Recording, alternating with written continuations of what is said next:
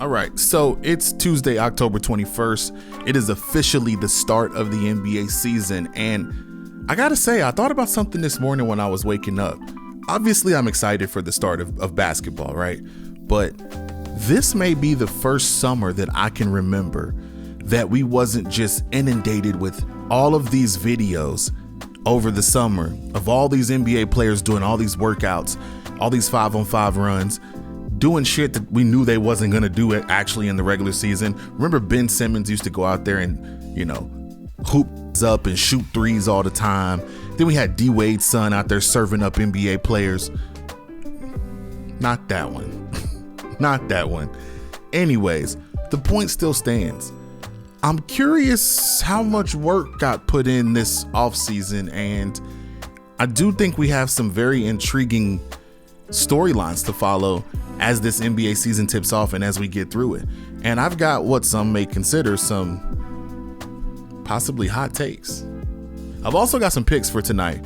And just to give a caveat real quick, the longest intro ever, I know.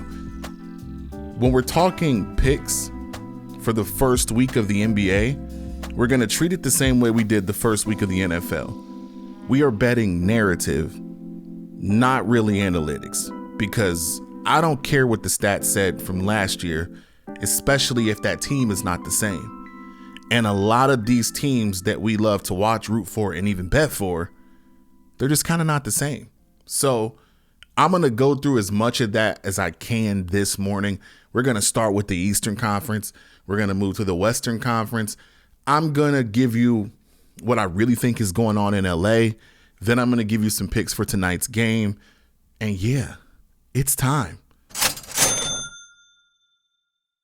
Okay, so we're going to start with the Eastern Conference here, just because I think it has the most variables in play to make this a really, really interesting season. A lot of that's due to injury, as we all know, but I still think that the East is more wide open than people actually think it is.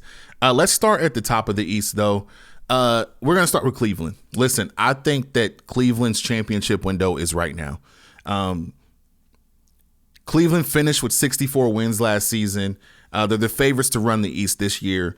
But here's the thing. They have kind of flopped in the playoffs for 3 years straight. And the roster's not really getting any younger. I think Darius Garland is already injured. The only piece in Cleveland, honestly, that I feel good about right now is Evan Mobley. And I don't know that Evan Mobley is going to be your catalyst to get to a championship. I understand that Donovan Mitchell can hoop, right? I've never been as big on Donovan Mitchell as others has. I don't mean that disrespectfully. I just mean, like, obviously he can hoop. Obviously he's a rare talent. I just don't know that he is what is going to affect winning.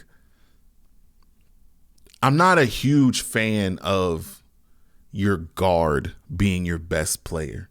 Like, that is an anomaly when it comes to actually winning championships. You can go back, you can check the data all you want to, take Steph Curry out of it. You know what I'm saying? Like, Steph is the anomaly with that. But, like, it's just, when it comes to winning basketball for me, if you tell me that you're 6 foot something guard and he's lower end of 6 foot something is your best player, I'm like, okay, maybe, right? For me, Donovan Mitchell's just kind of not it. To me, Donovan Mitchell kind of plays the game as if he's won championships already. And what I mean by that is regular season Donovan is like, he does have a slight uptick in the playoffs, but like, your team they don't have the cohesiveness to do that. I don't think that Cleveland has the cohesiveness to just turn it on and off when they want to. They also really don't have the experience to do so. So like, I feel like for Cleveland to get to the finals and possibly win a championship, Cleveland is going to have to go into this season with the same mindset that Oklahoma City did last season. And it's every single night we are here to not only win basketball games, but to take strides as a team towards winning a championship, because we believe the time is now. I do believe that the Thunder came into last season literally believing that it was their year. Turns out it was. Injuries helped them a little bit, but I still don't think that made much of a difference. But the mindset of that coming in, I think, did make a difference for them. I believe that Cleveland is probably on paper the best team in the East. I just think that they're a 40-year-old small forward away. That's just me. Let's move on to the Knicks. The Knicks are going all in under Mike Brown. So New York switched coaches after coming within 2 wins of the finals last year. Say what you want to say about Tibbs, but Tibbs won a lot of games. Like, I know he ran players into the ground. And as a semi-Knicks fan, I used to love watching Knicks basketball. And as an avid bettor, that is the Knicks was so good to bet on, just because, boy, them minutes restrictions was nothing. Like, you gonna have a shot at winning every single bet that you place that night if the Knicks are playing. And so, again, long term, I don't know how that played into the health of the team. Although I will say the team felt fairly healthy going down the stretch last year.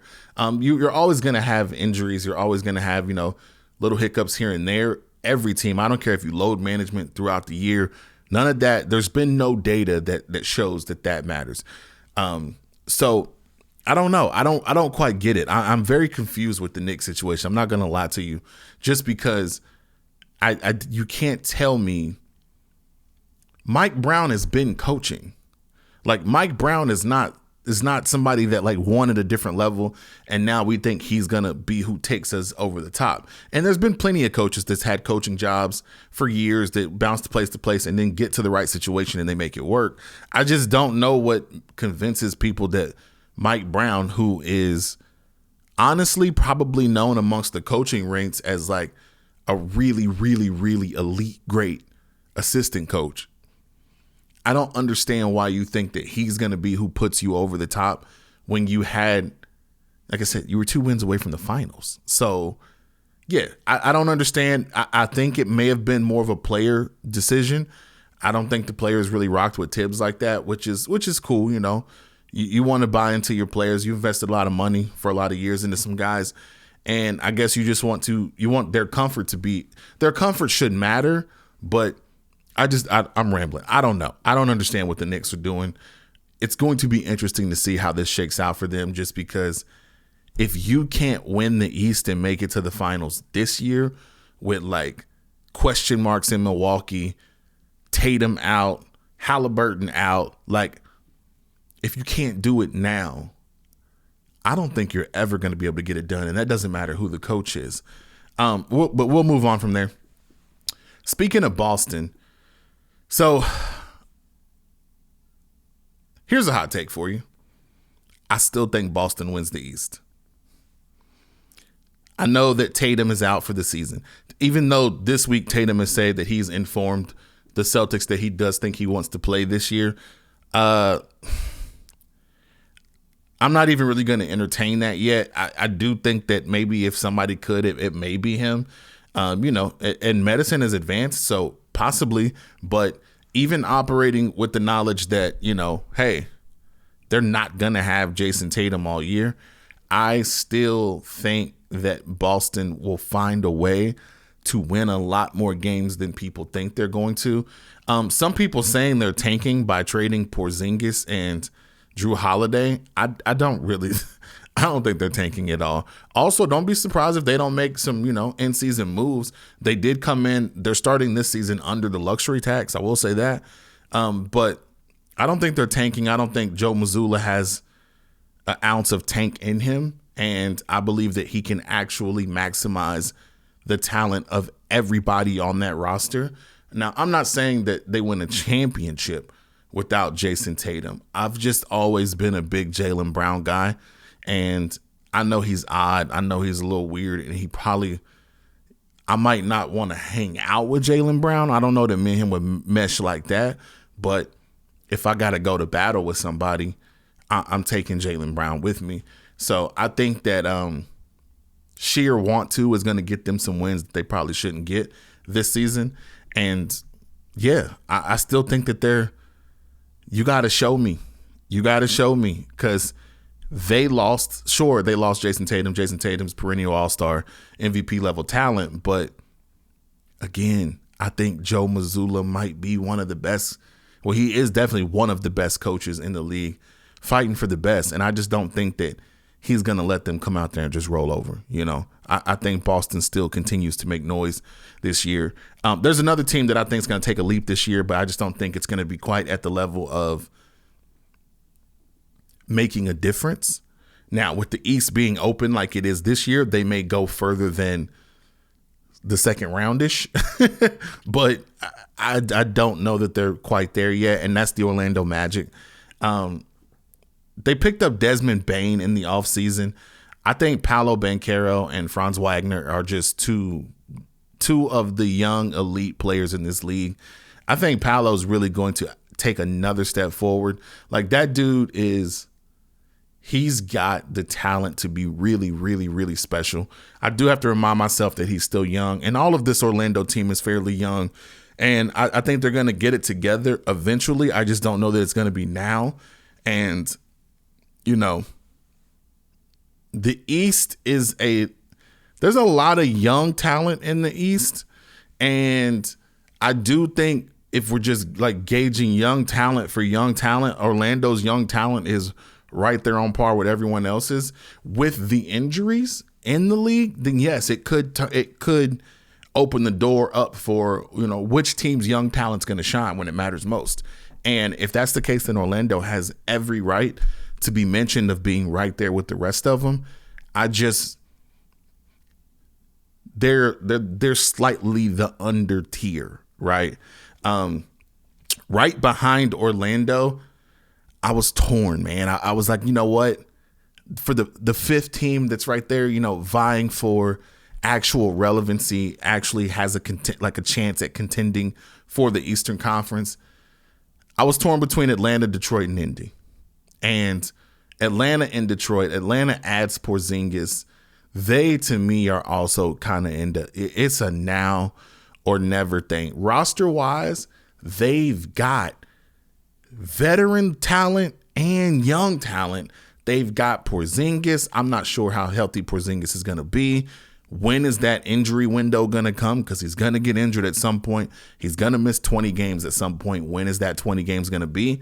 But Atlanta has shown that with Trae Young and lesser talent, they can make some waves. They can win some series they probably shouldn't win.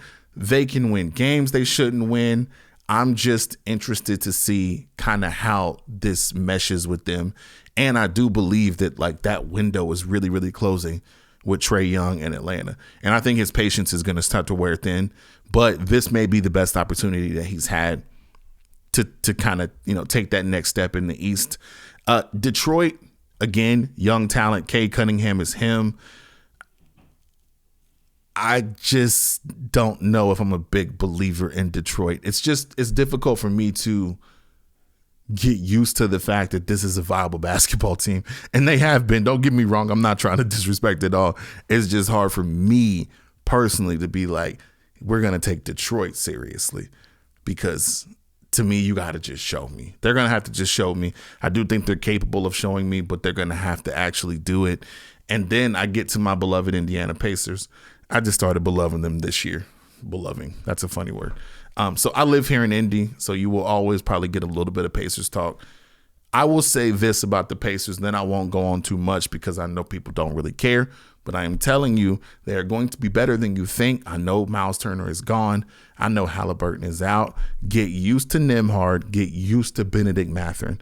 If Benedict Mathurin and, if Benedict Mathurin can, how do I put this?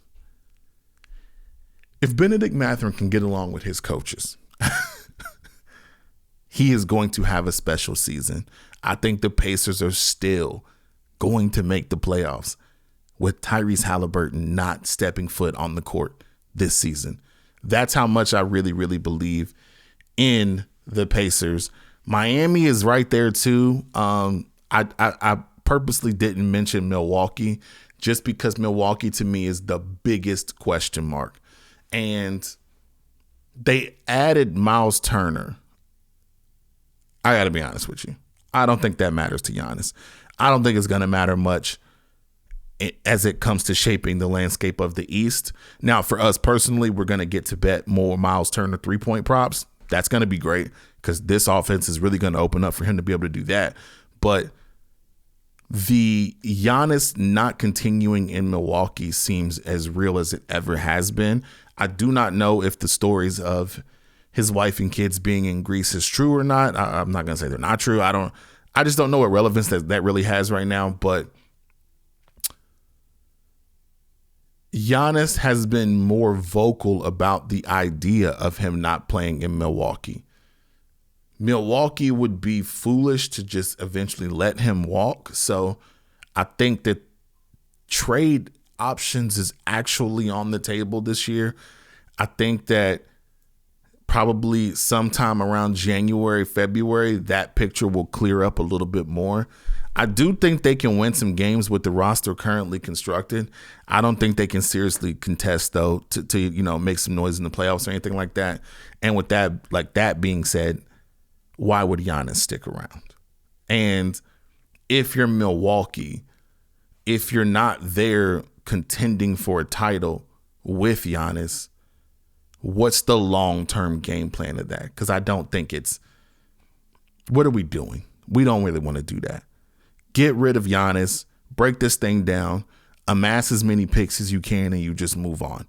If that's the case. Now, again, if Giannis is bought in, like if he's all in, I do think on the court-wise, he's going to be all in. It doesn't seem like his character to not put forth effort.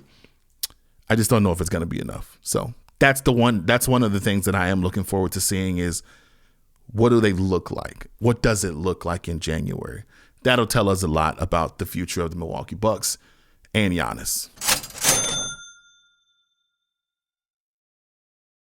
All right, let's move on to the Western Conference because I can hear my son waking up and it's about to be a problem down here.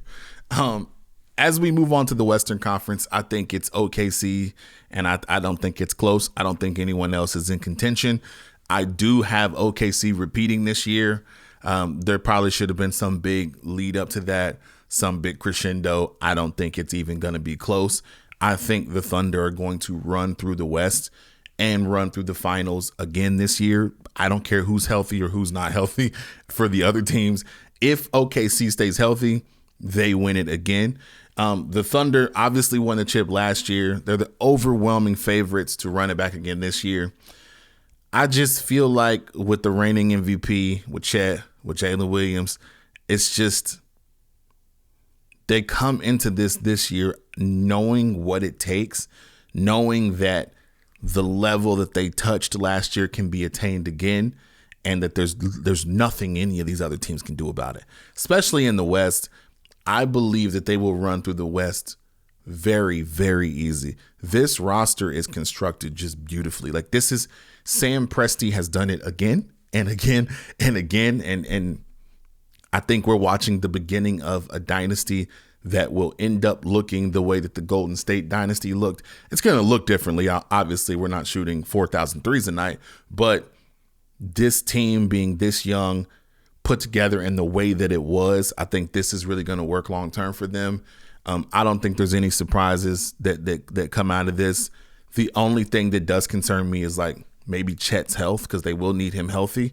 I only say Chet because I'm still concerned about how his body is built. Like that's a little scary. But if they're healthy, then there's no theater with that. I think they're going to run away with it. I'm going to save the Lakers for last because I have a theory on the Lakers. Let's move on to Houston, though. Houston, I do think they're legit contenders. I just don't think that they're at the OKC level yet. I don't know that they have what it takes to get there. They did add Kevin Durant, and I do think that Kevin Durant still has, obviously he still has scoring potential, but I think he has some leadership capabilities that he can put in this young team as well. I like Houston a lot. They've got a lot of young talent. Amon Thompson is going to be running point to start tonight, so that's a little strange to me. I thought they would find a way to work Reed Shepherd in there. I really like Reed Shepherd, not just because he's a Kentucky guy, but I just like Reed Shepherd. So it's going to be interesting to see how this Houston Rockets team responds to the addition of Kevin Durant and to the added pressure of actual expectations, because you guys have expectations now, and young teams can play well. It's easier for young teams to play well when they don't really have the expectations to be great. But now you're coming into this year with actual expectations. Money's been spent to make this team where it needs to be. You're only chasing the Oklahoma City Thunder.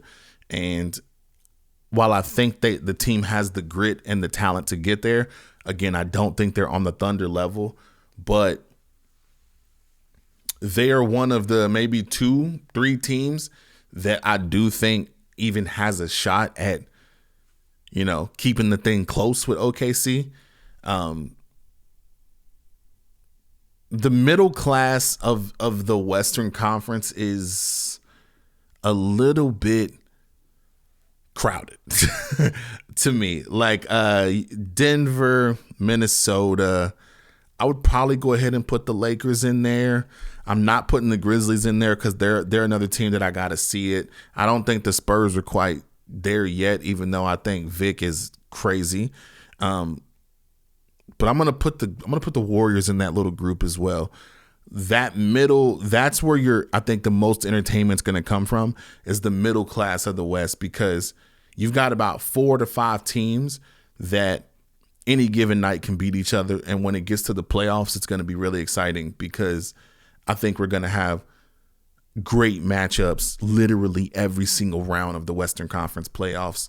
I don't know what Dallas is going to be post Luka with AD when Kyrie gets healthy. They also got Coop now. So, excuse me. Cooper Flag, I do think is legit. I don't know if he is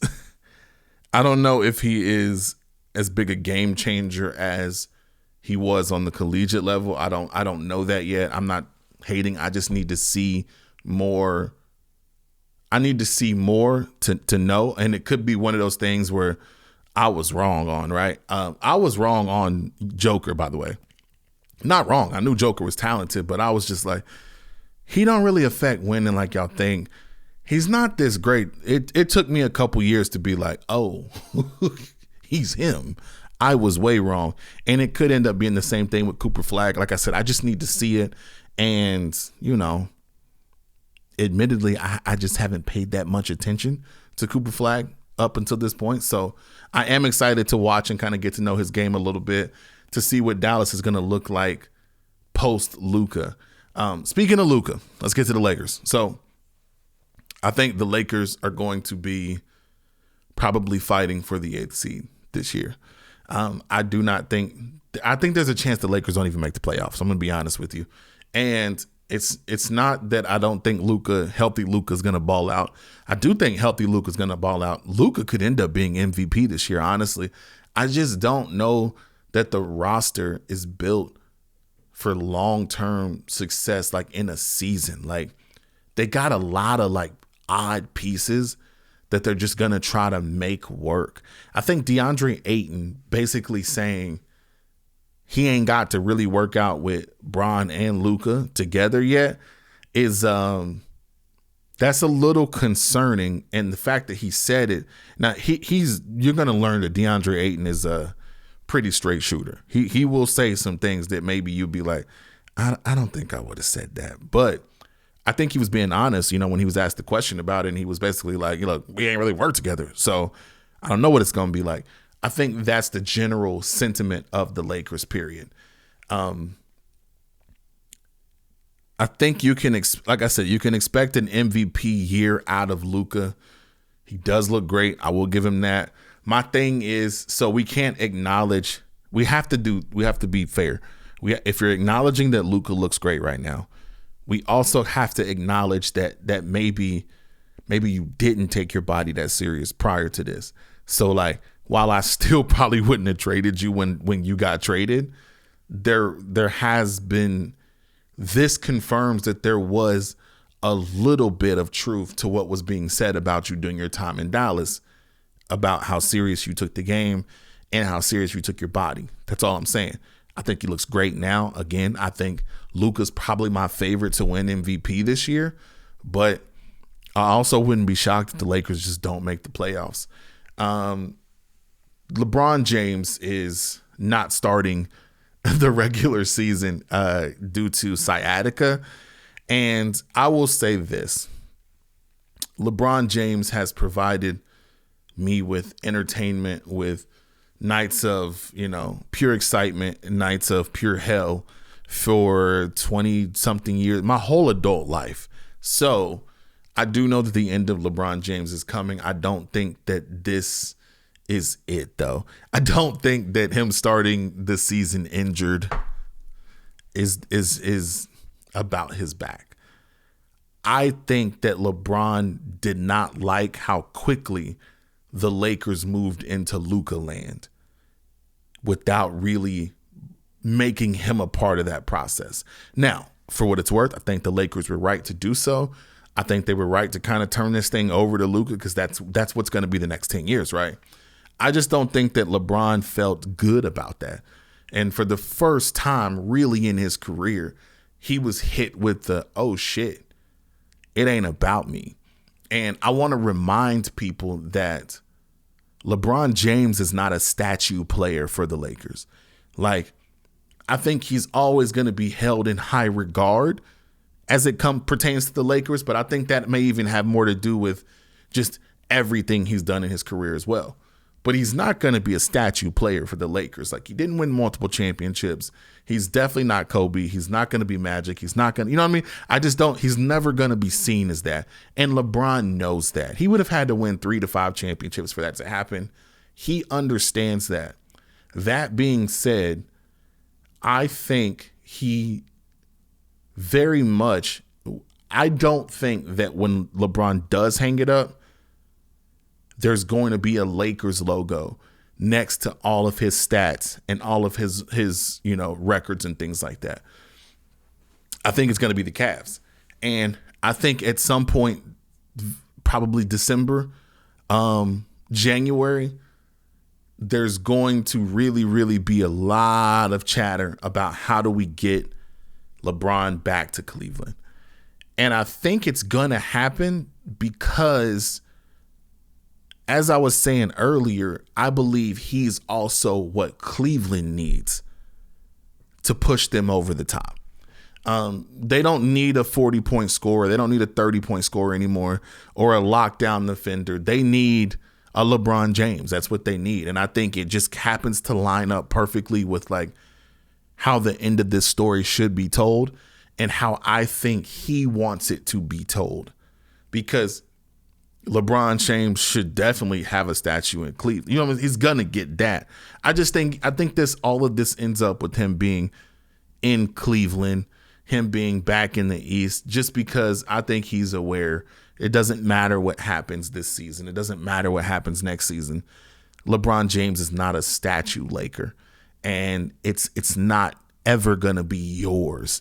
And for me, I think that maybe for a second he thought, this thing out here can be mine. But the Luka stuff has kind of reminded him and brought him back to reality a little bit about, hey, this is just not your trap, bro. Like, it's just not going to work that way. And so I think he ends up finding a way to possibly either get back to Cleveland or Miami. I think he could help both, but I think Cleveland probably makes the most sense. They're going to be interesting to watch. The dynamic between Luka and LeBron over the next couple months is going to be super fun to watch. I don't know if you guys have League Pass or not. Go ahead and get it. Luckily for you guys, the Lakers are on TV, something like 70% of their games. So if you don't want to get League Pass. Speaking of, streaming NBA games is going to look a lot different this year. They're on Peacock. They're on Prime. I'm kind of glad they're back on NBC, to be honest with you. Just a little bit of nostalgic things for me. It might go away if the broadcast is terrible, but being on Prime, being on Peacock, these are services that I've got a family, so I've already got most of them. I also, hey, listen, this is not an ad. This is not none of that. Trust me. I've got the ESPN that has the Fox One bundled with it. Bro, I think it's $39.99 regularly. I got the promo price of $19.99 for 6 months. Clutch, like super clutch. Go find it now. You get Fox, you get the ESPN, you get ABC. Games aren't on TNT or anymore this year, so like you can damn near every single night of the week you're gonna get some NBA if you're not like league pass level fan. You know what I'm saying? So a lot of people have already, so you'll be able to catch some games. But what happens out with the Lakers is going to be fun and interesting.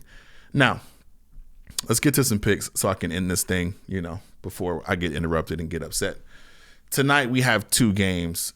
We've got Rockets and Thunder first. And I'm going to be honest with you. Like I said earlier, bet the NBA first week the same way I told you to bet the NFL first week.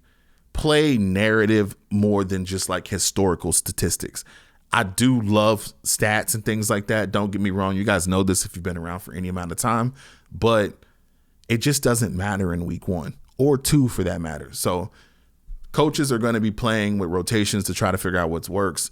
If your favorite players played 25 to 28 minutes in the preseason, this week they will play 32 to 35. It's not like it's going to just ramp up to 40 or overtime games. It may, but I just doubt it. So keep those things in mind when you're placing bets. I'm going to give you just plays that I like for tonight's games. I did a crazy long same game parlay plus. I'll share it somewhere, maybe in the thumbnail or something like that, but don't necessarily play it like this. I'm just going to tell you some things that I do like tonight, and you mix and match that how you want. I'm not even going to give you the lines for it just because I do kind of feel like maybe we're guessing. There's a lot of guessing that's going into what this is going to be for the first few games until we understand rotations a little bit more. I'm looking at Şengün assist. I got him at 6. Amen Thompson is going to be running point for Houston, but I took him at rebounds and at 6 rebounds. Kevin Durant, I got him at around 20 points. Reed Shepherd for 10 points was plus money, so you might want to go look at that. I'm not sure what that's going to be long term. Isaiah Hartenstein, I've got him for 2 assists. Low key, one of the best passers of the basketball that's on Oklahoma City. So I also took Shai's assists for tonight. Shai might go out and drop 40, but I think he's going to really, really, get his teammates involved and get everybody going. Now, if the game is close and he has to drop 40, he can get busy with it. Moving on to the night game, we got the Warriors, we got the Lakers. I don't expect a ton from this game. I'm going to be honest with you. I expect Luka to drop about 30, Steph to have 25. I took Buddy Hield for a couple threes. Draymond's going to probably get you a 3 out there. And then I like Rui. I like Rui for 10 points tonight. Again, I know this is normally just strictly a betting show, and we will get to that soon. It's just that tonight there's going to be a million videos with a million podcasts and a million guys telling you all these different data and stats to why you should take this player, this player, this player. None of that shit is relevant. Not tonight. Until we know what rotations are going to look like, about what minutes are going to look like, it's going to take about a week or 2. Then we just don't know. We're just out here sharing shit. And if you're into that, hey, you found the right place. Now, as this goes on a little bit more, it'll get more like the NFL stuff that we do, which is data backed. We'll show you why we're taking what we're taking, and we'll see if we can't make some money this season. But I'm excited to just watch, especially for the first week or so, to get an understanding of what these teams are actually going to be and what the plan is. If you're watching this on YouTube, we are making a push to be able to do this show live, but we need a certain level of subscribers and shit like that. Go ahead and subscribe if you haven't yet. If you're listening on Apple Podcasts, Spotify, iHeartRadio, wherever you may be listening, first of all, thank you. Go ahead and leave a 5-star rating, leave a review, share this with a friend. Let them know that this is the type of content that you like to consume on a Tuesday when real basketball is back. But you just got a lot of questions about this season upcoming. A lot of them. It's Run 'em Daily. I'm your host, Harvey Banks. I appreciate your time. Peace.